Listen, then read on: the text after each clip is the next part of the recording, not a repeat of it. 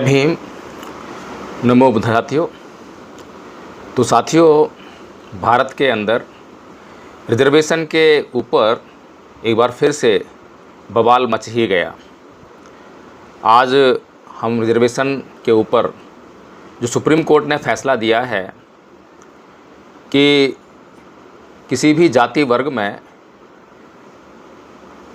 उसका सब कैटेगराइजेशन करते हुए, यानी कि उसका बंटवारा करते हुए राज्य सरकार आरक्षण नीति लागू कर सकती है, आरक्षण दे सकती है। तो सबसे पहले तो हमें जानने की सबसे बड़ी ज़रूरत इस बात की है कि ये जो आरक्षण है, आरक्षण की व्यवस्था आखिर है क्यों। अगर इसका लिटरली साधारण सा जवाब देना चाहूँ तो इसका सिर्फ एक ही उत्तर है, वो है प्रतिनिधित्व के लिए। सरकारी नौकरियों में सभी जातियों को समान रूप से या समता के आधार पर प्रतिनिधित्व प्राप्त हो। सरकारी शिक्षा संस्थान में उनको पढ़ने के लिए समता के आधार पर मौके मिलें। राजनीति में प्रतिनिधित्व प्राप्त करने के लिए समता के आधार पर समुचित अवसर प्राप्त हों। आर्थिक आधार पर, सामाजिक आधार पर, शैक्षणिक आधार पर, इन आधारों पर समता के अनुरूप या समता को प्राप्त करने के लिए, या कहें कि सभी लोगों को समान करने के लिए जिन अवसरों की बात कही जाती है उसको आरक्षण की नीति कहते हैं। अब दूसरा प्रश्न यह उठता है कि क्या भारत में ऐसी परिस्थितियां हैं जिसके लिए ऐसी आरक्षण की नीति जो है बनाए जाने की आवश्यकता है। तो इसका उत्तर यह है कि निश्चित तौर पर भारत के अंदर ऐसी परिस्थितियां विद्यमान हैं जिसके कारण आरक्षण की व्यवस्था को लागू करके समता के माध्यम से समानता को हासिल करने का लक्ष्य बनाए जाने की भारी आवश्यकता है। ये विषमता कहाँ पर विद्यमान है, इस पर भी हमें नज़र डालने की ज़रूरत है। इस विषमता के ऊपर लगातार चर्चाएं होती रही हैं, लगातार लोगों ने बात कही हैं, और इस देश में, इस देश का संविधान लिखने वाले बाबा साहेब डॉक्टर भीमराव अंबेडकर इस देश की सामाजिक व्यवस्थाओं की पूरी तरह से जानकारी देते हुए साफ साफ कहते हैं कि भारत में हिंदुओं की जो सामाजिक व्यवस्था है, हिंदुओं की जो सामाजिक व्यवस्था जो कि उनके धर्म ग्रंथों में पाई जाती है, धर्म ग्रंथों के आधार पर तय होती है, उसके कारण भारत का समाज टूटने के लिए मजबूर हुआ, या कहें कि उसको तोड़ा गया। और जब भारत के समाज को, भारत के लोगों को बांटा गया, तोड़ा गया, तो उनके बीच में बहुत सारे ऐसे वर्ग पैदा हो गए, और इन वर्गों के बीच में आपस में कलह कलेश चलता रहा, लड़ाई झगड़ा चलता रहा। कभी किसी वर्ग ने किसी दूसरे वर्ग के ऊपर विजय हासिल कर ली तो उसके सारे साधन लूट लिए और वह वर्ग संपन्न हो गया, तो कभी दूसरा अन्य वर्ग इसी प्रकार करके वो संपन्न हो गया। इस प्रकार से भारत के अंदर हिंदुओं की जो धार्मिक व्यवस्था है उसने ऐसी गहन खाई, बहुत विशाल खाई उत्पन्न कर दी सामाजिक व्यवस्था में कि पिछले 77 सालों के आज़ादी के इतिहास के बाद भी, 77 सालों के संविधान लागू होने के बाद भी, आज भी हम इस पर चर्चा करने के लिए मजबूर हैं कि क्या भारत में आरक्षण व्यवस्था होनी चाहिए या नहीं होनी चाहिए। सुप्रीम कोर्ट आज 2024 में इस पर फैसला देने के लिए मजबूर है। तो ये जो कहें कि आरक्षण की जो व्यवस्था है इसका मूल क्या है, तो इसका एक ही उत्तर है, आरक्षण की व्यवस्था का जो मूल है वो हिंदुओं की धार्मिक व्यवस्था है। अब मैं तो इसे हिंदुओं की धार्मिक व्यवस्था नहीं कहूँगा, बल्कि हिंदुओं की अधार्मिक व्यवस्था कहूँगा। अगर हिंदुओं की कोई धार्मिक व्यवस्था होती तो निश्चित तौर पर भारत का समाज बंटता नहीं, भारत में गरीबी नहीं होती, भारत में किसी भी प्रकार की मजबूरी नहीं होती। लेकिन अगर भारत में आज गरीबी है, मजबूरी है, शोषण है, अत्याचार है, लूट खसोट है, नाना प्रकार की समस्याएं मौजूद हैं, तो उसका केवल एकमात्र कारण अगर कहा जा सकता है तो वो है हिंदुओं की अधार्मिक व्यवस्था, जिसको उन्होंने बार बार भारतीय समाज के सामने धार्मिक व्यवस्था कहकर प्रस्तुत किया, धार्मिक व्यवस्था का हवाला दिया कि ऐसा उनके धर्म ग्रंथों में लिखा है, कि ऐसा उनके धर्मशास्त्र कहते हैं, कि ऐसा अगर उनके धर्म ग्रंथों में लिखा है, धर्मशास्त्र कहते हैं, तो ये भारतीय समाज को मानना ही पड़ेगा। एक बहुत लंबा समय भारत के भीतर लगभग 563 ईसा पूर्व से लेकर 12वीं शताब्दी तक, लगभग 12वीं शताब्दी तक भारत का स्वर्णिम काल भी रहा, जिस दौरान भारत को विश्व गुरु का दर्जा भी मिला। भगवान बुद्ध के धम्म, मैं कहूँ कि भगवान बुद्ध के सधम्म के प्रभाव के कारण भारत की जनता में जो वर्ग, जो ब्राह्मणवाद ने बांटे थे, उसकी खाई जो है पटने लगी थी। लोग खुशहाली का जीवन जीने लगे थे, लोगों में समानता, भाईचारे की भावना पैदा होने लगी थी, एक दूसरे के प्रति करुणा की भावना भी मन में बैठने लगी थी। लेकिन ये सब काम चल ही रहा था, ये सामाजिक रिपेयरिंग चल ही रही थी कि इतने में ब्राह्मणवादियों और कुछ मुस्लिम आक्रमणकारियों के कारण भारत की सामाजिक व्यवस्था में आमूलचूल परिवर्तन हुआ। यह आमूलचूल परिवर्तन लगभग 100 ईसा पूर्व के आसपास की घटना, जो कि पुष्य सुंगमित्र के काल में हुई, वहाँ से इसकी शुरुआत हुई। वहाँ से एक छोटा सा राज्य जिसे साकेत कहा जाता था, आज जो कि अयोध्या नगरी है, उसमें जो कि उस समय वहाँ के राजा थे बृहत मौर्य, जो कि अशोक के वंशज थे, उनके कुल के 10वें राजा थे। उनकी हत्या करके पुष्यमित्र शुंग ने वह शासन हड़प लिया, और उस शासन को हड़पने के बाद वहाँ पर एक ब्राह्मण राज्य की स्थापना करने की जो उसके मन में, उसके पूर्वजों के मन में बहुत पुरानी कशिश थी, पीड़ा थी, चोट थी, आकांक्षा थी, उसको पूरा करने की उसने योजना बनाने लगी। आप देखेंगे कि इसी काल से बहुत सारा साहित्य लिखा जाने लगा। रामायण, महाभारत, गीता, इनकी रचनाएं हुई, और इन सभी ग्रंथों की रचनाओं का अगर आप कारण जानना चाहेंगे कि ये रचनाएं क्यों हुई, तो उसका कारण सिर्फ एक है कि भारत में जातीय व्यवस्था को मजबूत करना, भारत के लोगों को यह बताना कि आप कौन सी जाति से बिलोंग करते हैं, आपकी जाति का क्या स्तर है, आपको किस जाति के अधीन रहना है, या आपको किस जाति को अपने अधीन रखना है। हालांकि सभी ग्रंथों में फुसफुसाहट इस बात की है कि यह जातीय व्यवस्था कर्म आधारित है, और हालांकि बहुत से विद्वान कहते हैं कि जाति व्यवस्था नहीं, वर्ण व्यवस्था है। लेकिन एक ऐसी वर्ण व्यवस्था जो कि ऐसी 4 मंजिला इमारत है जिसके भीतर सीढ़ियाँ ही नहीं है, ग्राउंड फ्लोर पर रहने वाला व्यक्ति फर्स्ट फ्लोर पर नहीं जा सकता, फर्स्ट फ्लोर पर रहता है तो सेकंड पे नहीं जा सकता, सेकंड पे रहता है तो थर्ड पे नहीं जा सकता, थर्ड पे रहने वाला कभी भी ना तो सेकंड पे आ सकता है, ना फर्स्ट पे आ सकता है, ना ग्राउंड पे आ सकता है। तो ऐसी एक वर्ण व्यवस्था को बताने का लगातार प्रयास किया जाता है समाज में, उसको गौरवान्वित कराने का काम किया जाता है। हालांकि प्राकृतिक रूप से इस व्यवस्था की जानकारी, इस व्यवस्था की जांच करने का प्रयास हिंदुओं ने कभी किया ही नहीं, हिंदुओं ने कभी ईमानदारी दिखाई नहीं। हिंदुओं में से कुछ एक विद्वान पैदा हुए जिन लोगों ने हिंदुओं की इस बेकार की, बिना बात की,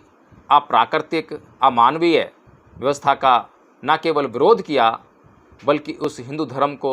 छोड़कर बौद्ध धर्म की एक अच्छी विश्व स्तरीय प्राकृतिक व्यवस्था को गले से लगाया और उसका प्रचार प्रसार भी किया। ऐसे ब्राह्मणों की बहुत बड़ी लिस्ट है जिन्होंने हिंदू धर्म को इस कारण से छोड़ा क्योंकि हिंदुओं के पास न्याय नहीं था, उनकी व्यवस्था में शोषण है, अत्याचार है।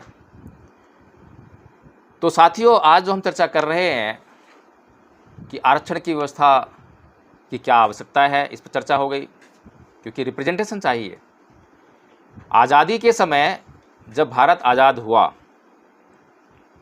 भारत तो आज़ाद हुआ, लेकिन भारत के भीतर जो लोग अंग्रेज़ों के गुलाम नहीं थे, सबसे पहली बात तो हमें ये समझनी चाहिए कि पूरा देश अंग्रेज़ों का गुलाम था और अंग्रेज़ों की गुलामी के अलावा भी पूरे देश में और भी तरह की गुलामियाँ थीं। भारत के अंदर अंग्रेज़ों की गुलामी के अलावा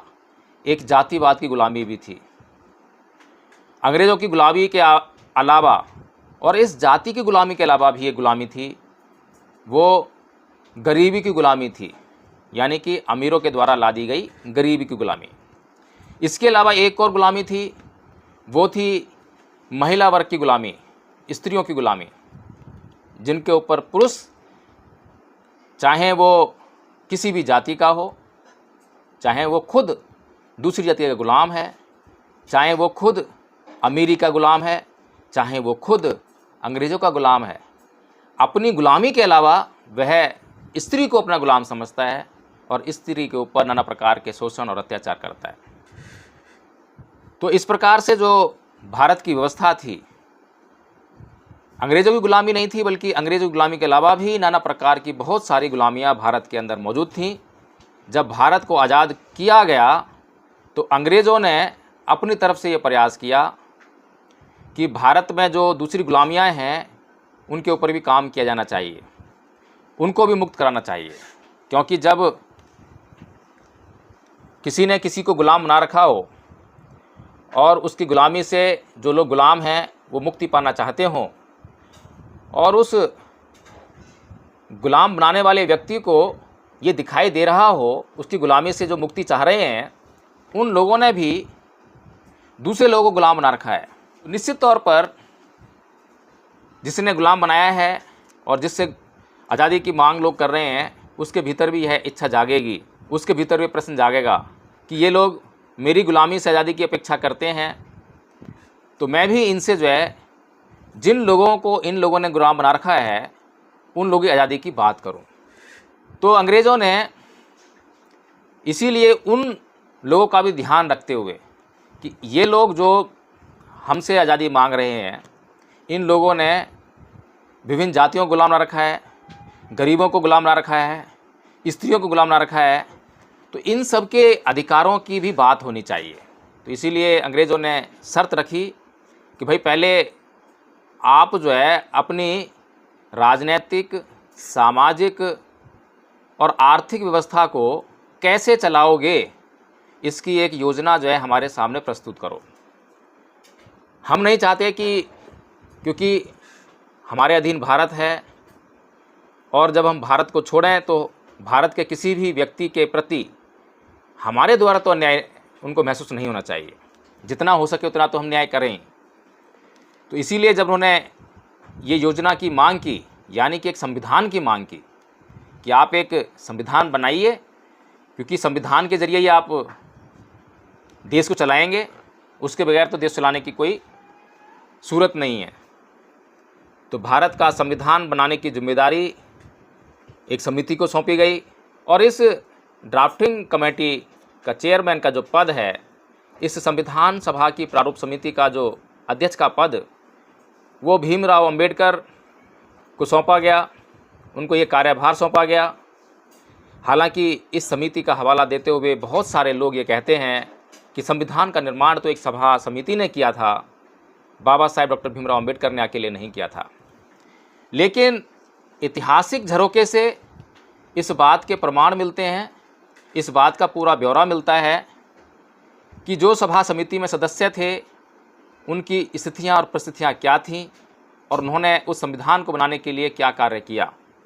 स्वयं संविधान सभा में सदन के समक्ष रखते हुए बाबा साहब डॉक्टर भीमराव अम्बेडकर ने जिन लोगों ने जितना कार्य किया उनके बारे में बताया, और संविधान सभा को भी इस बात का पूरा आभास था कि यह संविधान को बनाने का कार्य मुख्य रूप से बड़े पैमाने पर केवल और केवल बाबा साहब डॉक्टर भीमराव अम्बेडकर ने किया है। इसीलिए संविधान सभा के अनेक सदस्यों ने बाबा साहब डॉक्टर भीमराव अम्बेडकर की इस बारे में तारीफ़ की। उनकी मेहनत, उनके स्वास्थ्य के प्रतिकूल प्रभावों के बावजूद जो संविधान बनाया गया और जिस प्रकार का संविधान बनाया गया उसके लिए तारीफ़ की गई। परम पूज्य बाबा साहब डॉक्टर भीमराव अम्बेडकर ने भारत की सामाजिक, राजनीतिक और आर्थिक परिस्थितियों पर उस समय जो कि सबसे बड़ी ज़रूरत थी कि अंग्रेज़ों की गुलामी से भारत को आज़ाद कराना है। इसीलिए बाबा साहब डॉक्टर भीमराव अम्बेडकर ने अपनी जो सामाजिक समानता की जो मांगें थीं उन पर थोड़ा सा कॉम्प्रोमाइज़ किया, जो कि ये दर्शाता है कि बाबा साहब डॉक्टर भीमराव अम्बेडकर एक सच्चे देशभक्त थे, देश के सच्चे सपूत थे। अगर परम पूज्य बाबा साहब डॉक्टर भीमराव अम्बेडकर अपने समाज की आज़ादी की बात को लेकर वहाँ अड़ जाते और अपने लोगों के लिए जिस प्रकार से मुसलमानों के लिए पाकिस्तान की मांग उठी और गांधी एंड कंपनी ने उस मांग को स्वीकार कर लिया, मुसलमानों और हिंदुओं का जो भेद था आपस में वो तो कुछ भी नहीं था, उससे कहीं ज़्यादा गंभीर भेद अछूतों और सवर्णों के बीच में था। मुसलमान और हिंदू आपस में छुआछूत का भेदभाव नहीं करते थे, वो आपस में मिल बैठ सकते थे, खा पी सकते थे, आपस में शादी विवाह भी कर रहे थे। लेकिन जो भेद भारत की सामाजिक व्यवस्था में बहुत गहराई से था, जिसको कभी भी भरना संभव नहीं था, अगर उसकी बात परम पूज्य बाबा साहब doctor Bhimrao Ambedkar Gandhi and company के सामने करते, अंग्रेज़ों के सामने करते, तो निश्चित रूप से उस मांग को भी अंग्रेज़ मानने के लिए मजबूर होते। उस मांग को भी गांधी एंड कंपनी को मांगना ही पड़ता। हालांकि पूर्व में जो पूना पैक्ट हुआ, उस पूना पैक्ट में गांधी एंड कंपनी ने, हिंदुओं ने यह दर्शाने का कार्य किया, क्योंकि अकेले बाबा साहब डॉक्टर भीमराव अम्बेडकर उस समय अपने समाज की लड़ाई लड़ रहे थे। इसीलिए अपने समाज को सुरक्षा प्रदान करते हुए, ताकि बहुत भारी पैमाने पर हिंसा ना हो, उस हिंसा में उनके लोग ना मारे जाएं, उनकी बहन बेटियों की आबरू की रक्षा हो सके, इसलिए उन्होंने एक उचित निर्णय लेते हुए पूना पैक्ट किया था। क्योंकि जो आशंका उस समय बाबा साहेब ने देखी, उसका तांडव भारत और पाकिस्तान के बंटवारे के दौरान आपने देखा कि किस तरह से इस बंटवारे के दौरान लाखों हिंदू मारे गए, लाखों मुसलमान मारे गए। क्योंकि ये जो वर्ग संघर्ष है ये उन्माद से भरा होता है, इसमें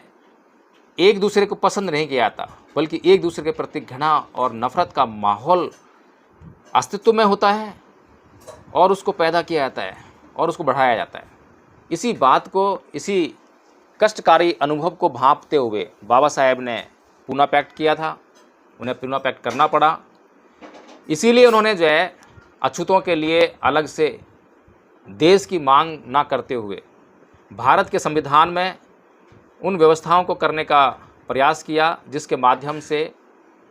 ये जो वर्ग है, शोषित वर्ग, यह अपना उद्धार कर सके। जब भारत आज़ाद हुआ, भारत का संविधान लिखा गया, तो भारत की ये जो आज़ादी के जो मायने हैं उसको अगर हम समझने का प्रयास करें तो भारत के समस्त नागरिकों को यह अधिकार मिला, हवा, जल, ज़मीन, आकाश, इसका अधिकार तो मिला, लेकिन इसका अधिकार केवल उतना मिला जितना कि सांस लेने के लिए ज़रूरी है। जिनके पास जितनी ज़मीन थी, जिनके कब्जे में जितनी ज़मीन थी, वो उनके कब्जे में बनी रही, और जो ज़मीन से वंचित थे, जिनके पास कुछ भी ज़मीन नहीं थी, कुछ भी खेत खलियान नहीं थे, उनके पास वैसा ही रहने दिया गया। इस बात की संविधान में कोई व्यवस्था नहीं की गई। अगर इस मामले में देखा जाए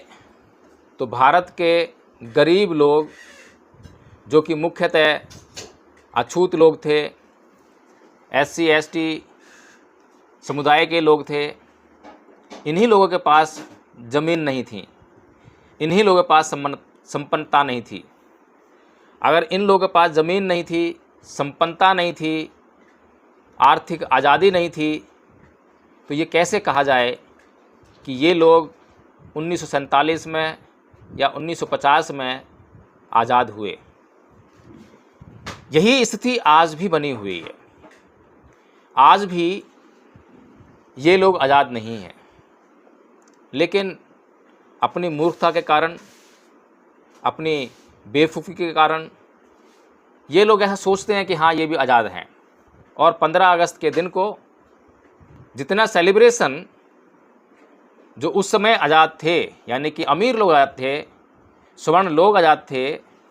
वे लोग आज़ाद थे उस समय। वो लोग आज़ाद हुए अंग्रेज़ों की गुलामी से। तो जिस तरह का सेलिब्रेशन वो लोग नहीं करते हैं, उससे कहीं ज़्यादा ज़बरदस्त सेलिब्रेशन 15 अगस्त के दिन, भारत की आज़ादी के दिन ये लोग करते हैं। ये मूर्खता की पराकाष्ठा है। तो इसीलिए आज हम चर्चा कर रहे हैं आरक्षण पर। अब तक हमने चर्चा की कि आरक्षण की आवश्यकता क्यों। तो जब भारत की आज़ादी के समय सभी नागरिक समान नहीं थे,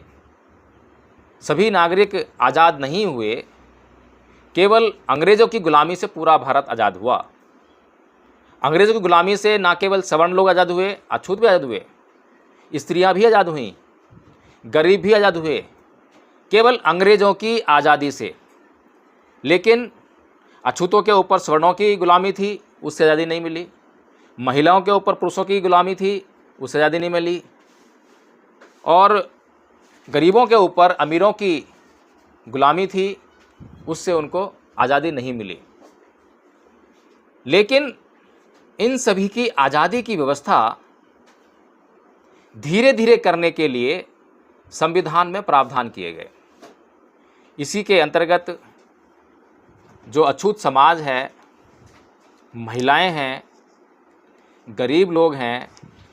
उनके लिए आरक्षण की व्यवस्था की गई। मुख्य तौर पर अछूत समाज के लिए यह व्यवस्था की गई आर्टिकल 341, 342 के माध्यम से। और बाकायदा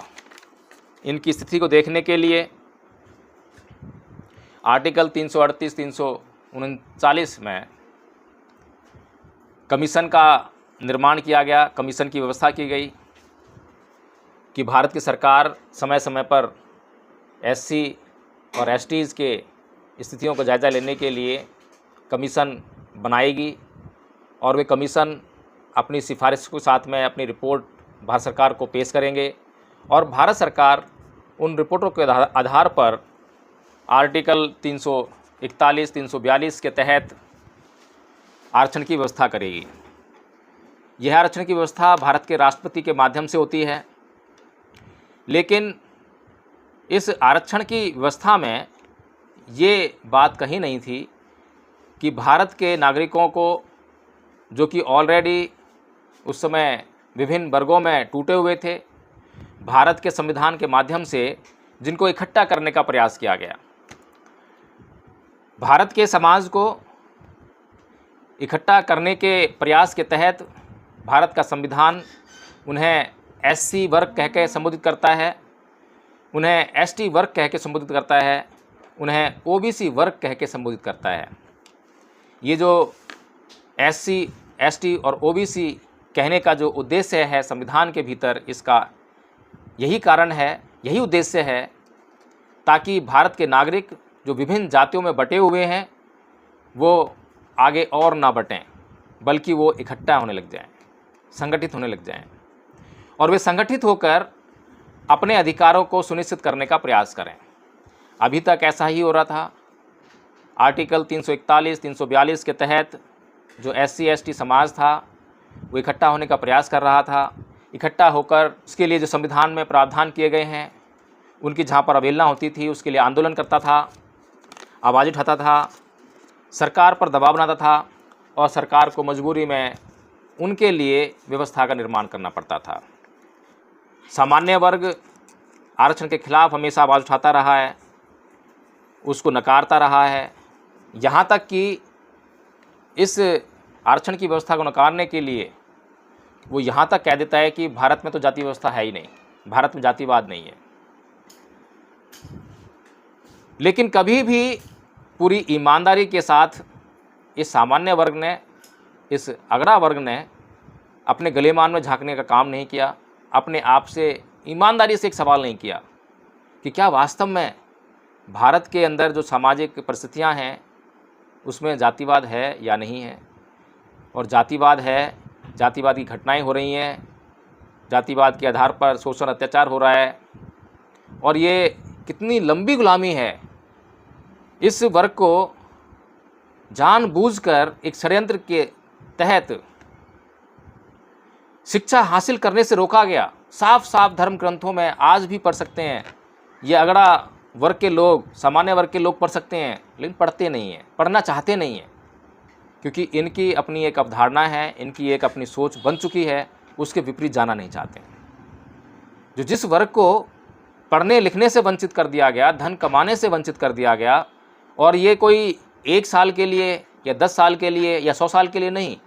हजारों सालों तक लगातार उन पर यह अत्याचार और शोषण होता रहा। हजारों साल तक उनको मानवीय अधिकारों से वंचित रखा गया। तो ऐसे समुदाय को, ऐसे वर्ग को अगर उनकी रक्षा के लिए, उनके समुचित विकास के लिए भारत का संविधान आरक्षण की व्यवस्था करता है, तो उस पर अगड़ा वर्ग के लोगों को, सामान्य वर्ग के लोगों को आपत्ति क्यों होती है? क्या उनके अधिकारों को छीना जा रहा है? अगर वास्तव में उनके अधिकार छीने जा रहे हैं तब भी एक बात समझ में आती है कि हाँ, ऐसा वो विरोध कर सकते हैं। लेकिन असली बात तो ये है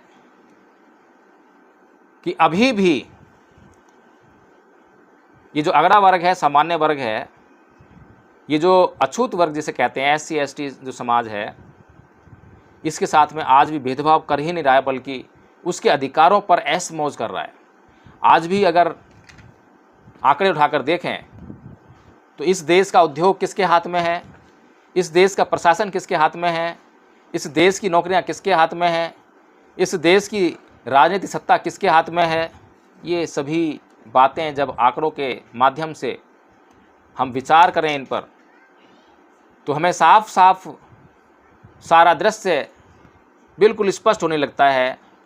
कि अभी भी एक बहुत बड़ा वर्ग भारत में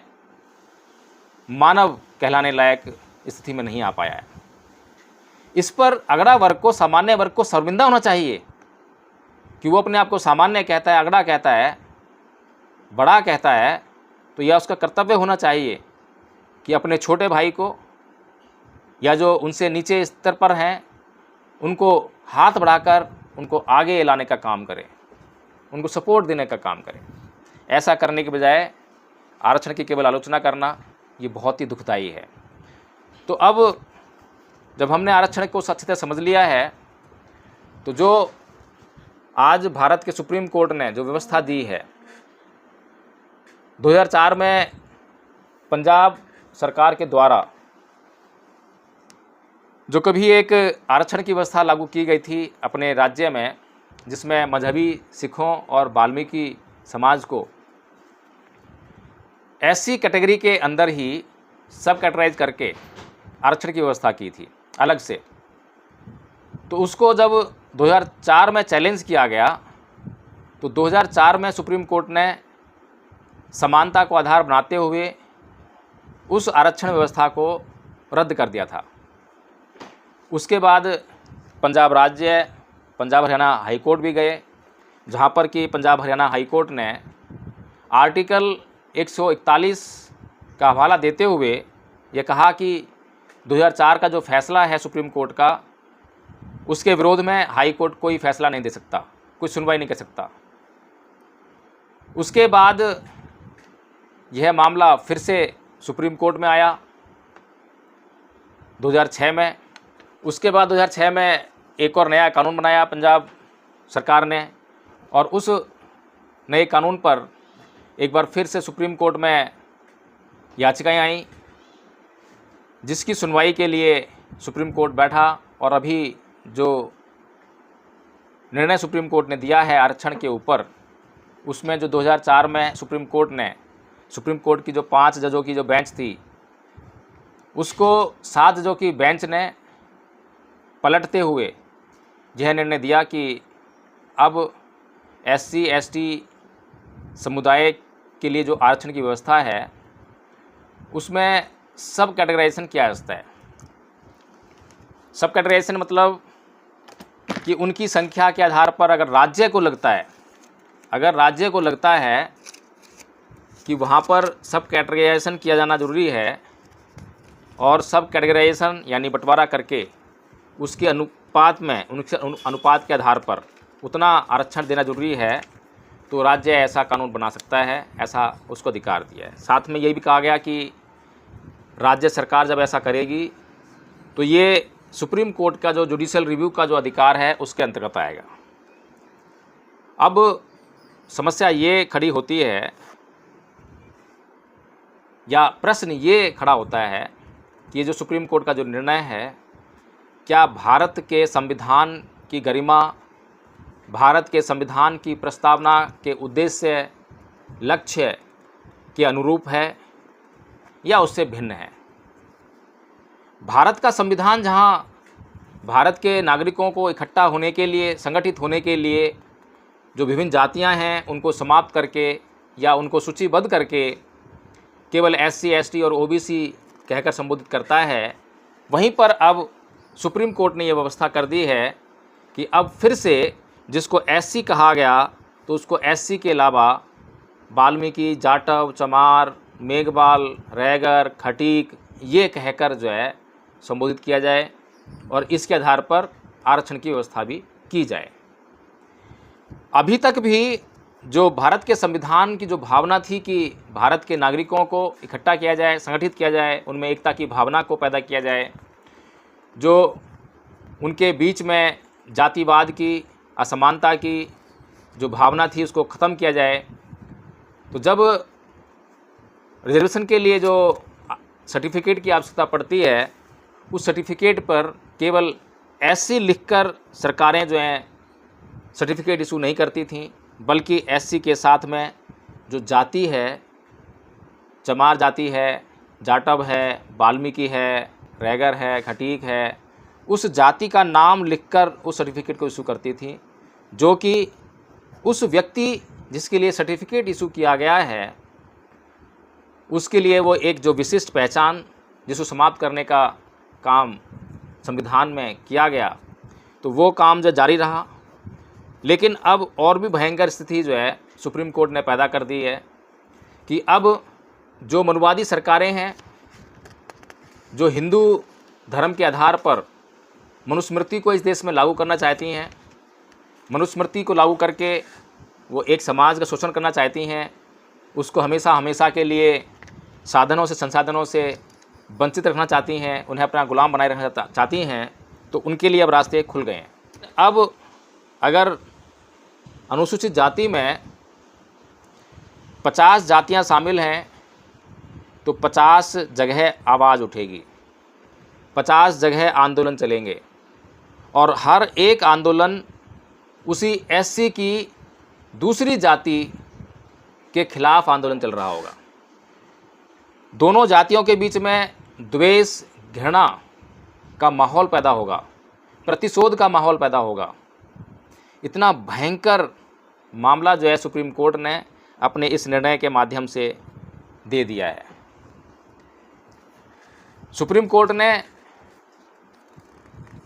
भारत के केंद्र सरकार जो कि मनुवादी सरकार है, जो कि उसकी नीति रही है फूट डालो और राज करो, इसी नीति को इम्प्लीमेंट करने का यहाँ पर प्रयास किया है। भारत सरकार कोई भी कानून बनाती है उसके खिलाफ लोग आवाज़ उठा सकते हैं, लोगों के प्रतिनिधि संसद में बैठते हैं, उन पर दबाव बना सकते हैं और वे उस कानून को बदलवा सकते हैं। यहाँ पर गौर करने वाली बात यह है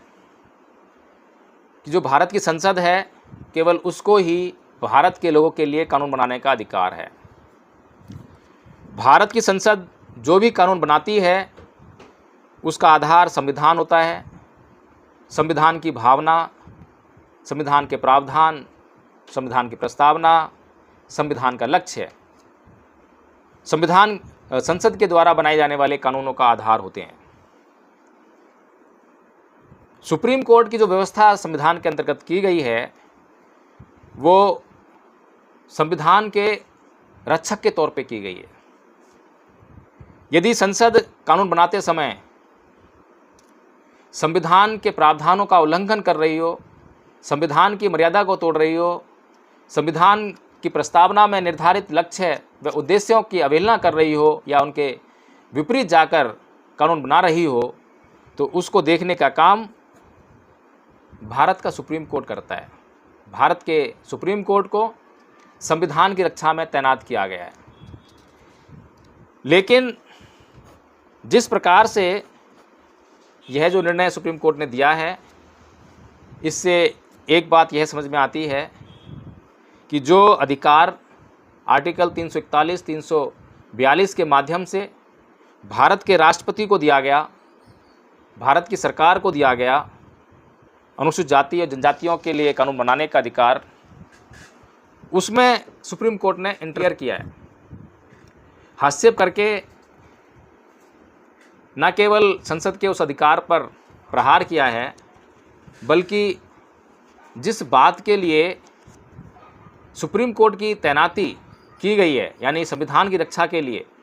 उस रक्षा को स्वयं से ही उसने तार तार कर दिया है। उसने खुद से ही संविधान के ऊपर प्रहार करना शुरू कर दिया है। संविधान की मूल भावना कि भारत के लोग संगठित रहें, यह देश एकता के सूत्र में पिरोया जा सके, यह देश अखंड रहे, इसको तोड़ने का काम भारत की संसद ने नहीं बल्कि भारत के सुप्रीम कोर्ट ने किया है। ये सब categorisation of reservation in categories का जो मामला है, ये मामूली मामला नहीं है। इसके बहुत दूरगामी परिणाम आएंगे और इसके लिए एक विशेष आंदोलन को चलाए जाने की बहुत भारी आवश्यकता है। बहुत से लोगों ने बार बार संविधान की प्रतियां जलाने पर संविधान को नष्ट किया जाना कहा, संविधान को ख़त्म कहा जाना कहा। मैं यहाँ पर कहता हूँ कि संविधान की प्रतियां जलाने से संविधान नष्ट नहीं होता, लेकिन संविधान के प्रावधानों, संविधान की मूल भावना, संविधान की प्रस्तावना में लिखे गए उद्देश्यों और लक्ष्यों को न मानना या उसके विपरीत कार्य करना, उसके विपरीत सुप्रीम कोर्ट का निर्णय देना, उसके विपरीत संसद द्वारा कानून बनाना, इन सब बातों से भारत का संविधान नष्ट होता है। भारत के लोगों को आज संगठित होकर, इकट्ठे होकर इस बात की आवश्यकता है कि आज भारत के संविधान को बचाने का वह महत्वकारी काम करें। अन्यथा यह संविधान तो नष्ट हो ही रहा है, इस देश की एकता, अखंडता भी नष्ट होने जा रही है। यह देश गृह युद्ध की आग में इस सुप्रीम कोर्ट के इस निर्णय के द्वारा झोंक दिया गया है। अब इस गृह युद्ध से इस देश के लोग खुद अपने आप को बचा सकते हैं। इन्हें बचाने के लिए कोई बाहर का तंत्र नहीं आएगा, बल्कि भारत के लोगों को अपने स्वयं के विवेक से काम लेना होगा और इस जाति व्यवस्था को ख़त्म करने के लिए जो हमारे महापुरुषों के द्वारा मार्गदर्शन प्राप्त हुआ है, विशेष तौर पर परम पूज्य बाबा डॉक्टर भीमराव अम्बेडकर, जिन्होंने कहा कि भारत का इतिहास बौद्ध धर्म का इतिहास है, भारत के लोगों को बौद्ध धर्म को अपनाना होगा। अगर वास्तव में भारत को एक राष्ट्र की तरह पूरी दुनिया में रहना है, एक राष्ट्र बनना है, तो उन्हें बौद्ध धर्म ही एक राष्ट्र होने का अनुभव करा सकता है। बौद्ध धर्म के अलावा दूसरा कोई अन्य धर्म नहीं है जो उनको एक राष्ट्र के रूप में, एक सूत्र में पिरो सके, एकता स्थापित कर सके, इस देश को अखंड रख सके। इसीलिए साथियों, मैं पुनः यही निवेदन करूंगा। मैं यह नहीं कहूँगा कि मेरे कहने से आप जो है बौद्ध धर्म को अपना लीजिए, लेकिन मैं यह ज़रूर कहूँगा कि बौद्ध धर्म को आप समझने का प्रयास कीजिए। ज्यों ही आप इसको समझने का प्रयास करेंगे, निश्चित रूप से आप बौद्ध धर्म की तरफ अग्रसर हो जाएंगे। और बौद्ध धर्म को अपनाना प्राकृतिक धर्म को अपनाना है। इसमें किसी प्रकार का कोई ऐसा रूल, कोई ऐसा नियम नहीं है जो आपको दूसरे लोगों से बांटता हो, दूसरे लोगों से अलग करता हो। हाँ, एक चीज़ तो है, एक नियम तो है, वो है अच्छे और बुरे का नियम, जो हमेशा से रहा है। आप अच्छे हैं या बुरे हैं,